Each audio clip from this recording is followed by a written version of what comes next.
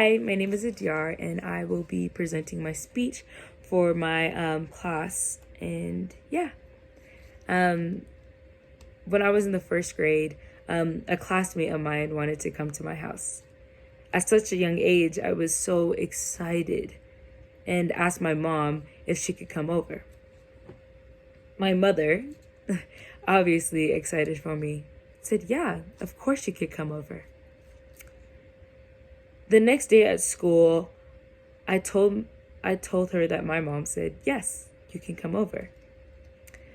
So after school, we went and we asked her mother if it was okay if she came home with me on Friday. Her mom agreed and said, "Yeah." Friday comes around and it's time for us to go to my house. Mind you, my friend and I come from two different worlds. Whereas she comes from a Caucasian family where they speak English in their household, where I come from a South Sudanese refugee family where my household, Dinka and Arabic, are the predominant languages.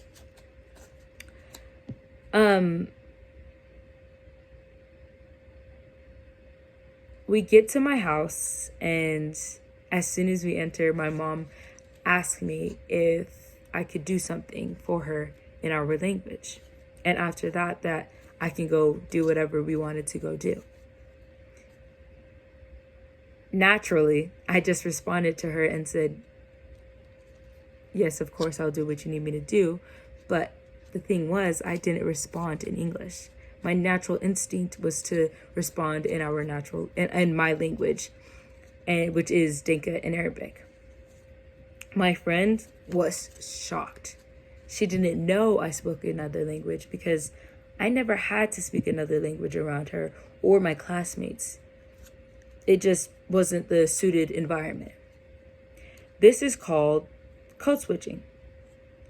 Code switching is defined as a practice of alternating between languages, two or more languages, or varieties of language in a conversation.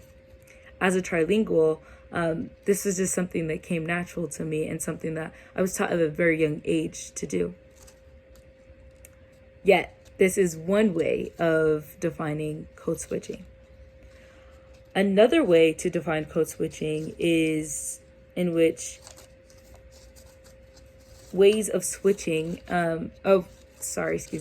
switching in ways in which a member of an unrepresented group consciously or unconsciously adjusts their language, syntax, and grammatical structure, behavior, and appearance to fit into the dominant culture. This is something that we often see with people of color. People of color are taught from a very young age to adjust the tone of their voice in order to make those around them feel comfortable or to impress them.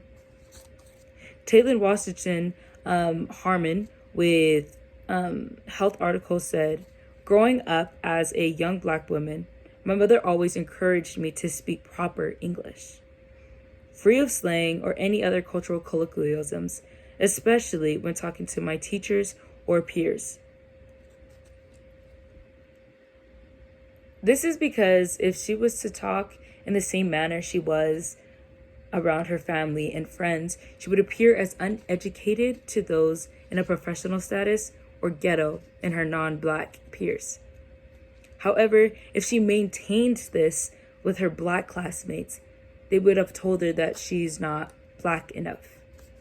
Susan Hutton with LSA Magazine did research and found within her research, she said, "In our race and ethnicity research, we look at how people's cultural authenticity can be challenged or discredited by people both inside and outside of their ethical group.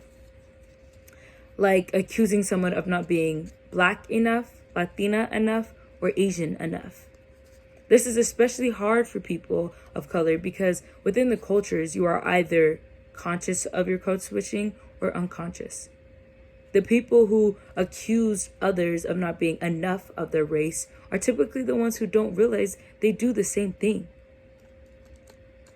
If I could go back in time, I would tell my younger self that it's okay that we have to leave our homeland language at home and adjust the tone of which we speak in order to make those around us feel comfortable. It may feel as though we are leaving a part of ourselves at home and not allowing people to fully know and understand who we are, but this is what code switching was made to do. Make the lives of colored folks a little easier, when all reality, it really makes it hard. Thank you.